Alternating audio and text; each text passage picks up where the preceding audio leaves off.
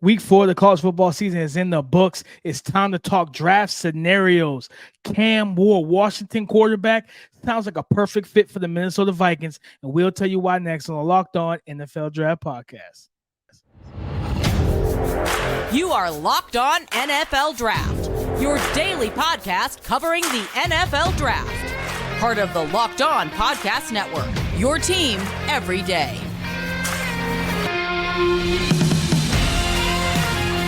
What's up, Locked On family? Let's get locked in. Welcome back to the Locked On NFL Draft Podcast, your daily podcast covering your favorite draft prospects, part of the Locked On Podcast Network, your team every day. I am your boy, Damian Parson, always on the ones and twos. You can find and follow me on Twitter at DP_NFL. My national scout over with the Draft Network, as well as the host of the Locked On Clemson podcast. Guys, thank y'all for tapping in. Happy Monday, and thank you for making Locked On NFL Draft your first listen today and every day. Thank you, guys. Shout out to you for being our everydayers, man. Let me kick it over to my guy, my partner in crime, Mr. LSU, Keith Sanchez. You can find and follow him on Twitter at The Talent Code. Keep talking to him, baby.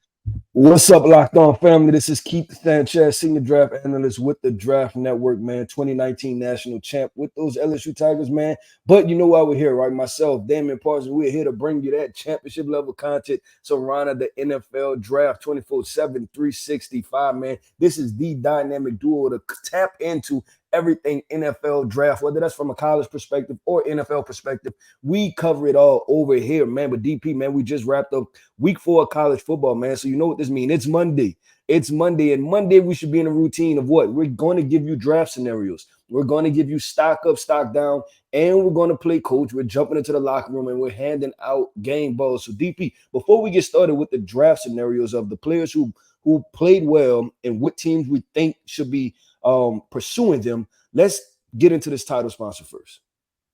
Today's episode of Locked On NFL Draft is brought to you by LinkedIn Jobs. LinkedIn Jobs helps you find the qualified candidates that you want to talk to faster. Post your job for free at linkedin.com/LockedOnNFL. That's linkedin.com/LockedOnNFL to post your job for free. Terms and conditions apply. Draft scenarios, Keith, and you talk about guys that play well. One of my guys, I was excited to see him all season, and he hasn't disappointed. In a big-time, like, rank versus rank matchup, Washington State quarterback Cam Ward. Cam Ward was 28 of 34, 404 passing yards with 5 total touchdowns. He had 4 through the air, 1 on the ground. And you talk about a guy that just looks like a dude out there. Like, he looks like everything is just easy for him, right? And now I will say that he has to stop drifting in the pocket as much as he does from time to time. Like, get out of that habit, especially in the NFL. Because Shador Sanders does the same thing. Bryce Young would do the same thing. Like, it can out leverage your tackles against NFL rushers. But, man, the arm talent's there, the quick release. And, Keith, when we talk about draft scenarios or ideal fits, I would love to see him in Minnesota with the Minnesota Vikings. They need to find Kevin O'Connell's franchise quarterback, right? A guy that he can hitch his wagon to, that he can tie himself along to and say, we're together for the next 10 plus years. They don't have that in Kirk Cousins, okay? Kirk Cousins is over the age of 30. You know what I'm saying? He's a good quarterback, but he's not the franchise guy for the next 5 to 10 years. That's just not being realistic. That's just not what it is.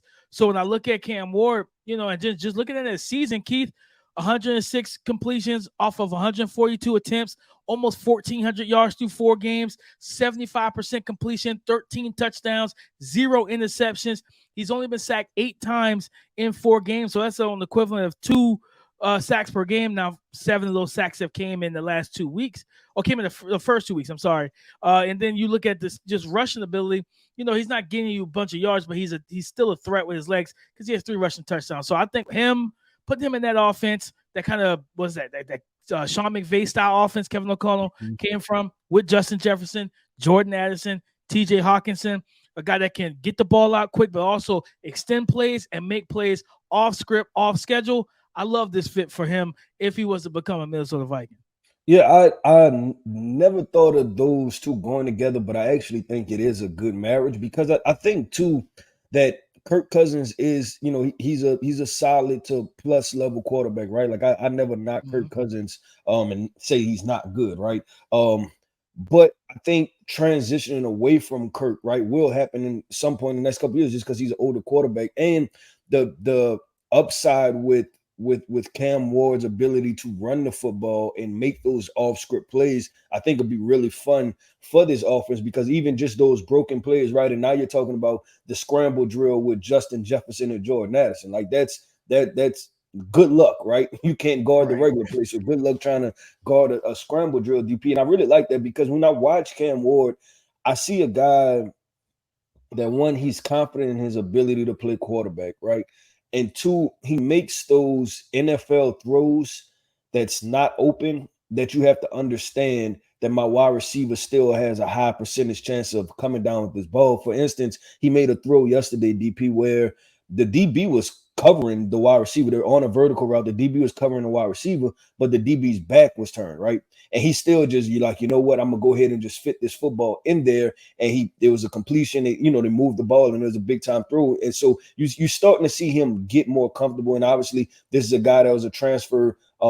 Last year was his first year with Washington State. He was a transfer from Incarnate Word, I believe. So, big step up in competition, but he's risen to the occasion. So I really do like that draft scenario as it plays out. And we'll have conversations about Cam Ward continuing because I don't think he's about to stop what he's about to do. And I'm predicting a couple upsets in the Pac-12 by him because this is just going to flat out be a quarterback duel right throughout the entire Pac-12. So it's like whoever's going to come, just whoever's going to bring the guns to the knife fight, right? Or bring the biggest guns to the gunfight, right? Like that's just what's going to happen. But DP, draft scenario, man. So, I did my mock draft last week, right?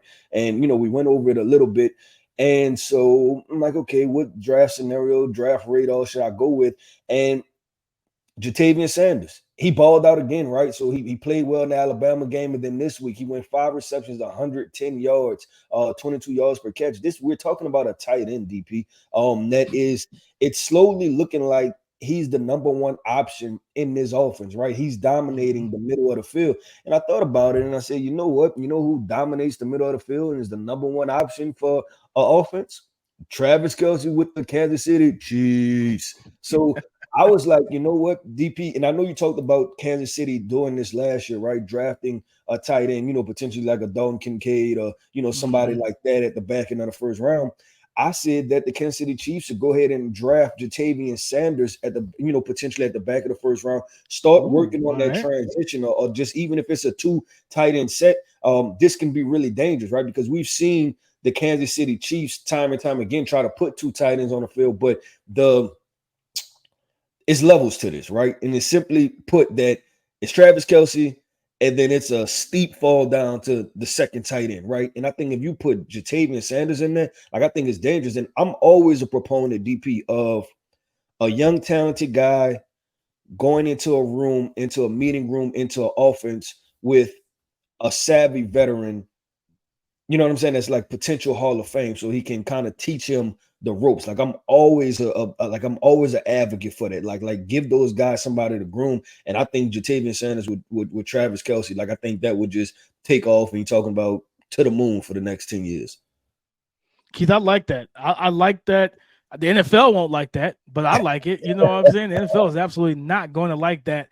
But like you said, putting him in the room with Travis Kelce, and it takes some of the onus off of the wide receivers because you can run 12 personnel. You can be creative. He can detach from the line. Both of them can detach from the line of scrimmage. They do the same exact, they literally do the same exact thing. And I'm not gonna make a draft comp yet, but don't be surprised if my comp is somebody like a Travis Kelce, right? And it's unfortunate, you don't want to compare him to a Hall of Fame player, right? But we're making comparisons. It's more about the skill set and what they could do. Ja'Tavion Sanders can line up on the outside. He can line up at slot. He can line up, as the Y. He can line up as the H. He does all of those things in this Texas offense, just like Travis Kelce does for the Kansas City Chiefs.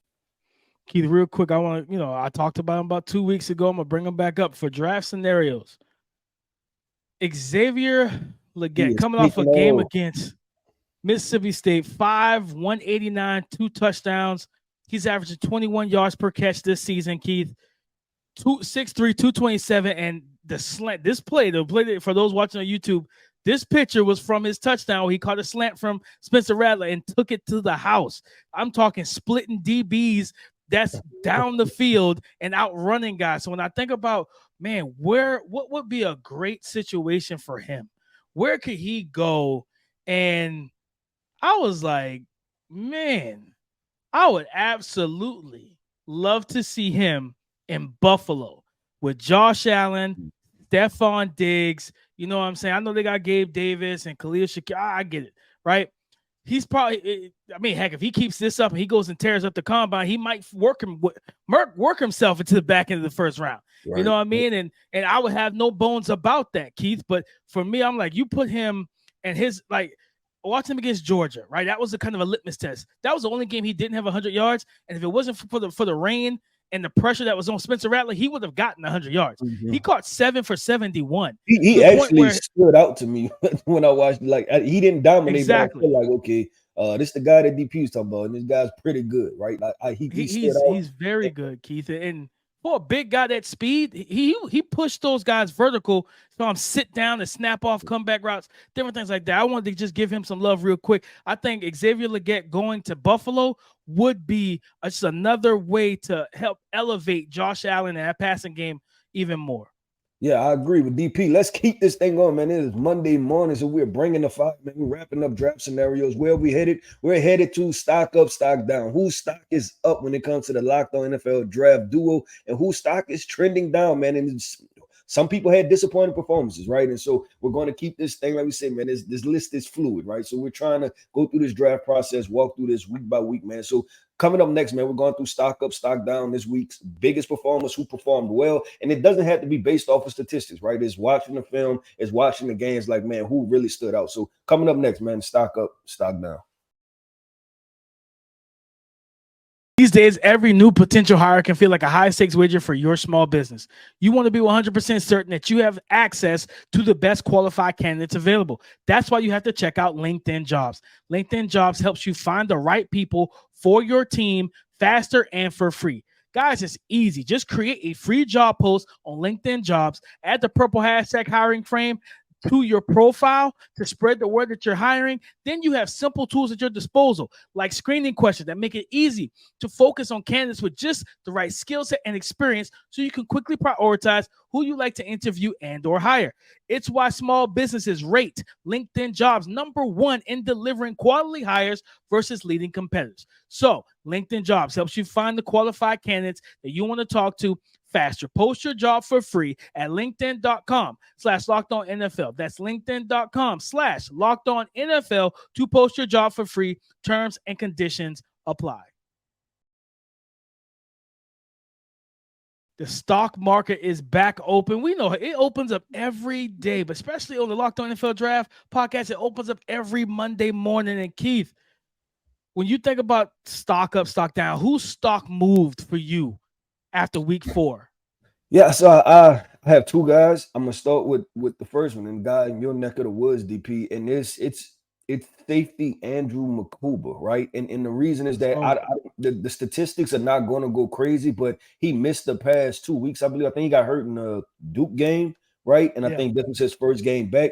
And what you seen was DP in that game was just a guy that he plays safety. He's always around the football, high effort player, versatile in alignment. And he's a free safety that can play man-to-man. And when I was watching that game early, DP, and I almost texted you, I was like, him playing free safety, I don't think is in the same realm, right? But remember Daxton Hill from Michigan, right? And they both had those abilities to play the top, right? And they can cover sideline to sideline, but you can also put them in nickel, and they almost can cover like a corner. So when I watched Andrew Makuba, I'm like, okay, this guy's really emerging. And not only emerging as a safety, as a defensive back, DP, because this cornerback group also, right, is like, okay, who are the top corners? So if you just emerge as a defensive back in this group, you're on, like, you're doing really good things. And I really liked what I see Andrew Makuba. Obviously, they didn't win the game, but I like the skill set of what I seen from him. No, he balled out, man. And he balled out week 1 too. Because Jalen Calhoun over at Duke is a baller. That's one of the better wide receivers in the ACC. And he had him on lock. He was targeted. I think Makuba was targeted like almost 10 times. And he gave up almost nothing in coverage and man-to-man. And we saw even against Keon Coleman, Keon Coleman yesterday, Keon gave him a nice little push at the top of the route, separated. He worked right back, was physical, played through the hands, caused a PBU. He could do a lot. He's a Swiss Army knife, man. That's why I keep calling him Jimmy Ward. He reminds me so much of Jimmy Ward from the San Francisco 49ers, man. I'm glad somebody is starting to pay attention to my boy Andrew McCool. Nah, definitely. Who you have up, DP, for your stock up, stock down? So Keith, last year the wide receiver class was a lot of, we talked about it, right? A lot of slot receivers, a lot of shifty guys, smaller receivers. And this year, it's a little bit of the opposite. It's more bigger receiver. We just talked about Xavier Legette being 6'3", 230. You know what I mean? You got a lot of guys, right? The duo over in Washington, the duo over in Ohio State. It's a lot of bigger body wide receivers. But I want to give love to this young man. Lideatrick Griffin from Mississippi State, a kid coming off a game, Keith. Like, this is a versatile kid, right? Like, you know, going throughout his career at Mississippi State, he's got 2 kick returns for touchdowns. Like, he does a lot of different things well, but in the slot is where he makes where he butters that bread. And against South Carolina, the stat line is crazy.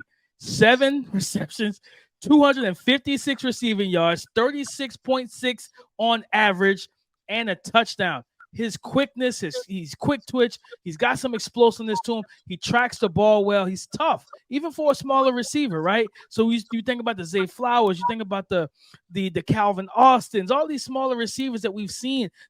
Who are we talking about in New England Patriots that they're expecting to break out? DeMario Douglas, a smaller slot receiver. He could be one of those slot receivers that we look back that, okay, yeah, if he's not drafted until round 4, right, round 4 or 5, cool. But then you get into training camp and then you get into preseason, and he's a guy that the beat reporters are talking about. I just want to keep my eyes on Lideatrick Griffin.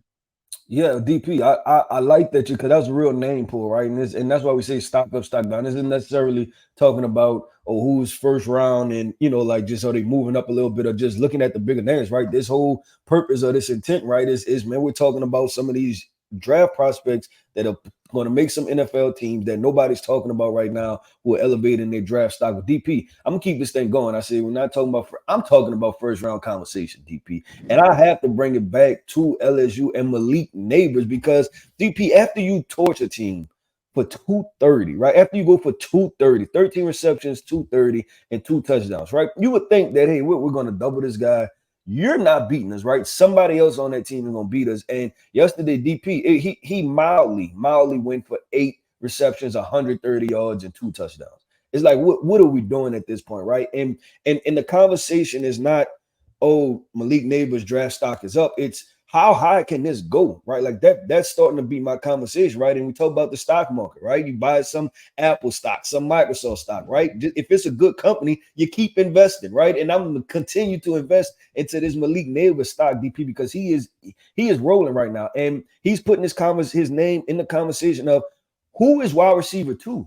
That's going to be the question, right? I think automatically a lot of people talking about Emeka Egbuka, right? And then now you have Keon Coleman emerging at Florida State. Malik Neighbors is saying, I might need to come off the board a whole lot sooner than what y'all think. So definitely I put Malik Neighbors in there for my stock up player of the week.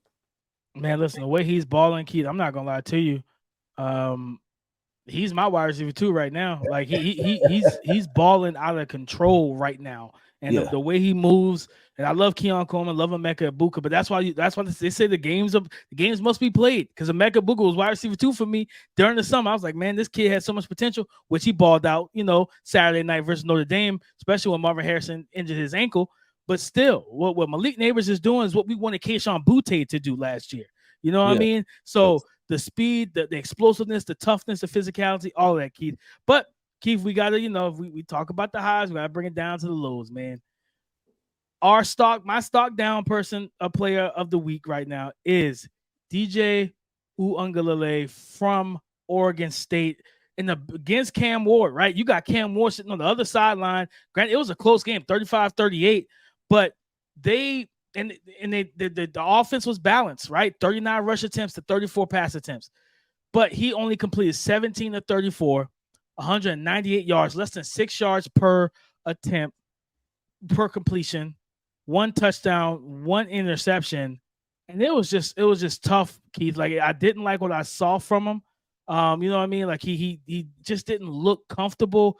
He didn't look confident out there. I felt like I was watching a guy that didn't like what he was seeing. It was a lot, man. And the win you across the field from a guy that's lighting your defense up, and your defense is supposedly better than his, right? And he is lighting y'all up. Like you want to see that kind of that back and forth, that, you know what I mean, that competition, and you didn't see it. He just did not look good in this game.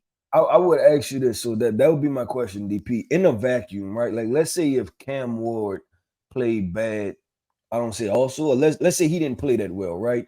Would it have highlighted, or the fact that Cam Ward he played so well and he was throwing for 400 yards, did it highlight DJU, or like if Cam Ward didn't play well, would you still have felt like DJU didn't play that well? Because I'm just, I guess, kind of placing DJU in a vacuum of, okay, your performance was what, right? And that would be my question after you watched the game.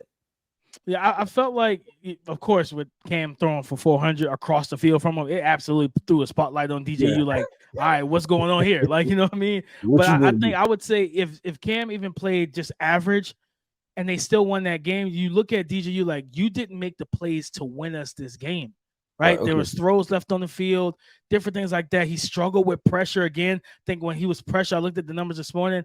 When he was pressured, he only completed, I think, less than 40% of his passes when he was pressured.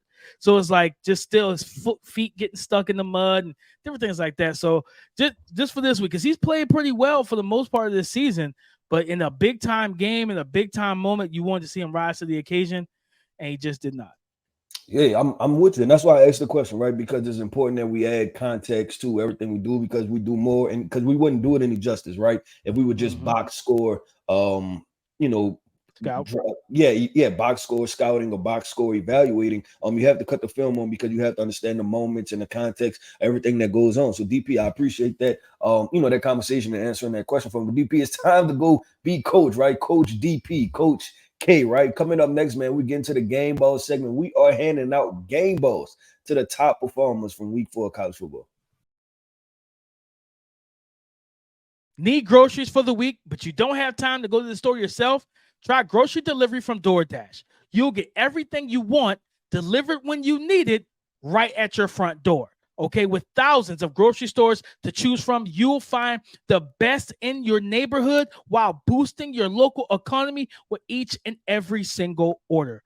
You will get everything exactly what you ordered, or they'll make it right. So sit back and relax and enjoy quality groceries just like you handpicked them yourself.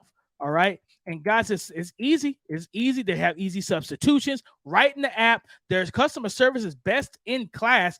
They deliver. DoorDash delivers groceries exactly how you want it. Get 50% off your first DoorDash order, up to $20, a value of $20 when you use the promo code LOCKEDONNFL at checkout. Listen to me again.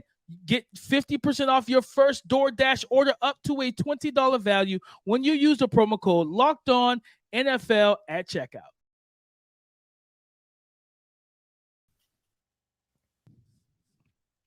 The locker room doors open, and Coach DP and Keith walk in. It's time to hand out those game balls. And Keith, when you look at all the action that went on in week 4, who you giving the game ball to? I think I might have an idea, but I want to see. I'm not sure. DP, listen, man. I just spoke about him, and I spoke about the wide receiver conversation.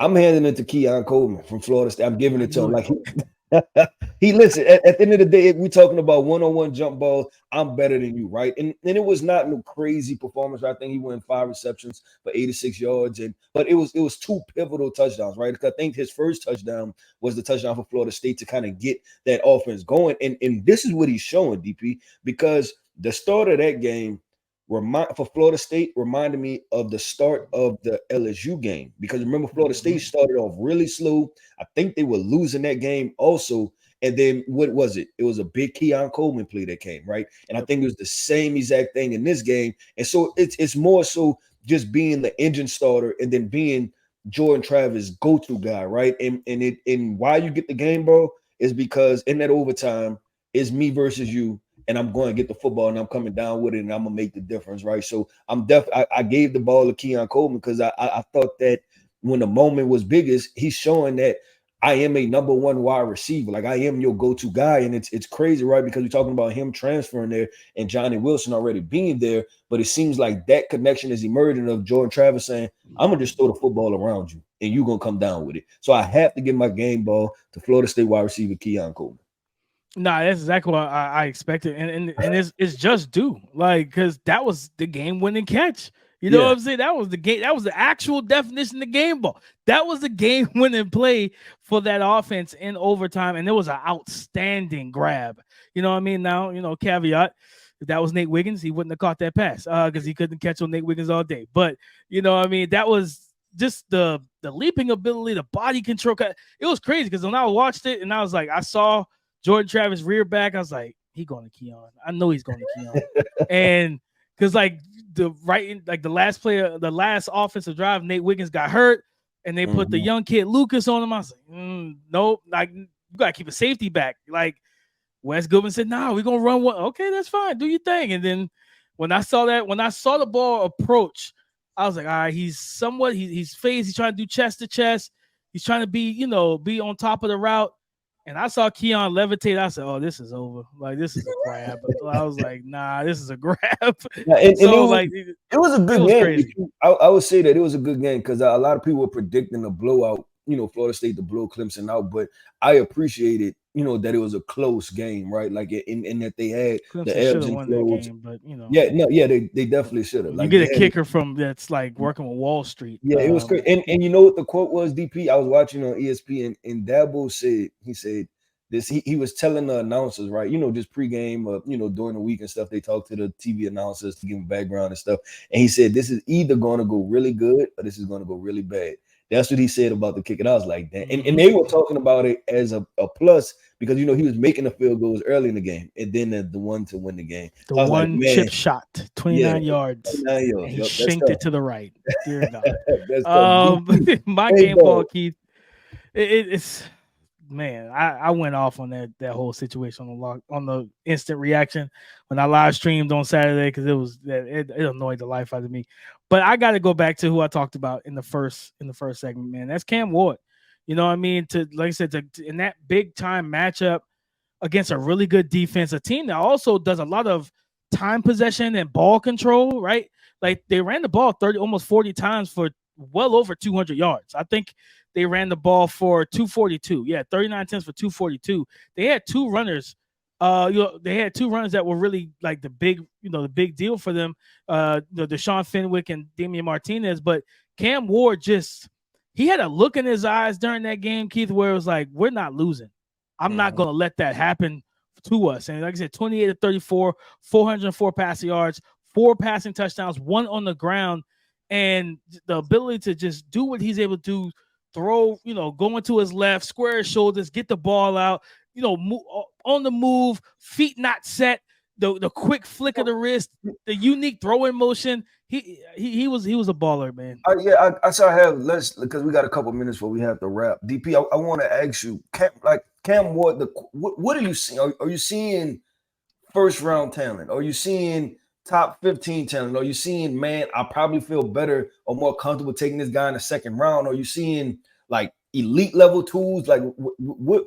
Because this is the second time Cam Ward's name has come up on this podcast today, right? But we've talked about him earlier and we talked about him and all the potential. So what are you seeing? Like what direction are you heading with him as a draft prospect? I'm heading where I think he has a real good shot for QB3. Okay. I think he has a real strong shot at that. And I think he has a real strong shot of being a top 20 pick in the NFL draft. I think the way last year I felt like he did a lot of dancing in the pocket, drifting all the way back, Houdini stuff. And I didn't care for this. So I guess my question is, are you seeing a lot more improvement? Because when I watched him last year, right, I gave him a mid-round grade because it was a lot of that, right? So there's a lot of it now. Is he operating with a plan, right? Because I think it's cool to play backyard football at times, but when your game is solely backyard football, then I don't know if that necessarily works out. So when you watch him, DP, are you seeing somebody that's operating with a plan and being decisive?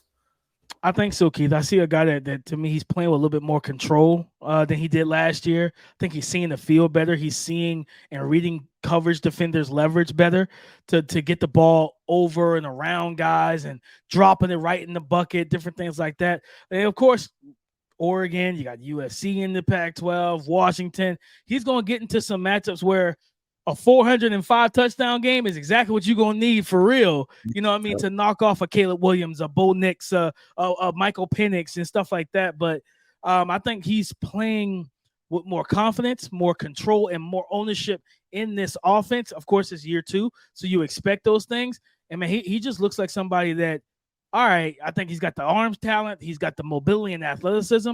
And I'm starting to see just more headsy play from him, where it's not as much helter-skelter, spinning in the pocket, juking defenders and all that stuff he did last year. I think he's playing a little bit more structured. But again, got to see more of it. Got to see if it continues against even higher level of competition in this conference. But I think he's doing a good job of it. Okay, well, cool. That's what we are with Cam Moore, man. I'm not DP. I'm probably going to dive into the film this week, man, because he has enough, decent opponents that he's played to start, getting traction on that. I dived into JJ McCarthy, DP, and I think I like a couple things that I see, man. But we're gonna leave that for another podcast. But man, that wraps it up for another Monday show. It is Monday, so y'all make sure y'all have a beautiful Monday. Make sure y'all have a productive Monday, man. And like we always say, man, shout out to our everydayers, man. Thank you for tapping in with us to come talk everything football, man. We're gonna be going tomorrow's Tuesday, so we make sure y'all tap in Tuesday. Look, we got Monday Night Football, so make sure y'all tweet at us, man. You know where to find me. I'm at The Talent Code on Twitter. You know where to find DP at DP_NFL, man. Talk to us because we talk back. And like we said, shout out to our everydayers. Yes, sir. Yes, sir. Let's go subscribe and follow for free on YouTube or wherever you listen to podcasts to get the latest episode as soon as it is available. Like you said, tomorrow we got Rookie Report, we got NFL Game Ball, all that good stuff on tomorrow's show. And he just gave you the Twitter handle, so go follow us and do all of that good stuff on YouTube. Subscribe, like the videos, but also hit the bell notification. And listen, guys, come and join the conversation again tomorrow on the Locked On Podcast Network. Your team every day.